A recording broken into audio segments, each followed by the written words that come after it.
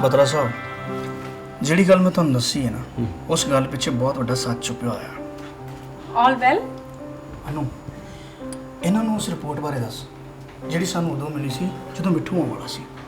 की हो गया अरोड़ा साहब, अज तुहानूं ये गल कित्थों याद आ गई? अनु वो गल तां भुलदी नहीं।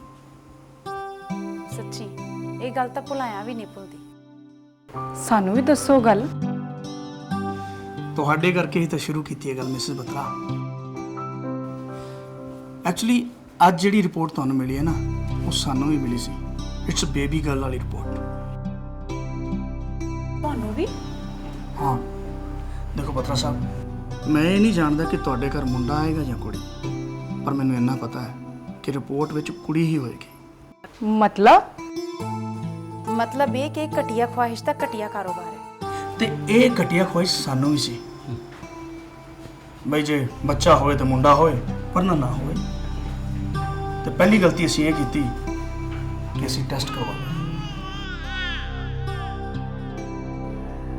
तो दूसरी गलती असीं कीती डॉक्टर दी गल ते विश्वास करके।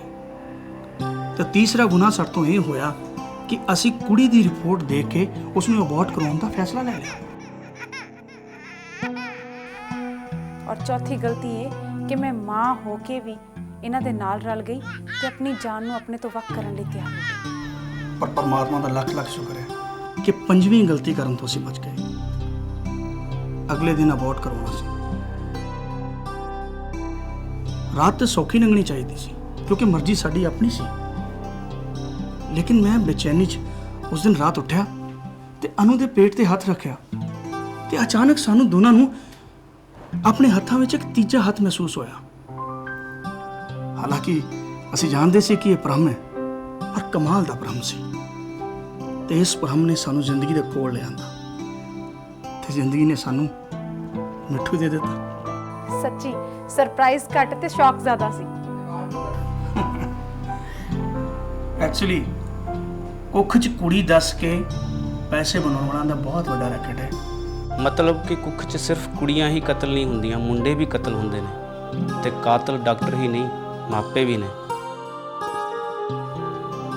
ਤੇ ਹੁਣ ਅਸੀਂ ਇਸ ਕਤਲ 'ਚ ਸ਼ਾਮਲ ਨਹੀਂ ਹੋਵਾਂਗੇ।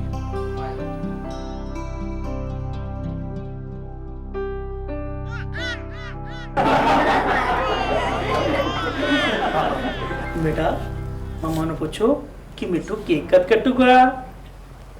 मम्मा मिठू केक कद कटूगा? मिठू केक हुणे कटूगा ते मिठी नेक्स्ट ईयर कटूगी। चलो happy birthday to you, happy birthday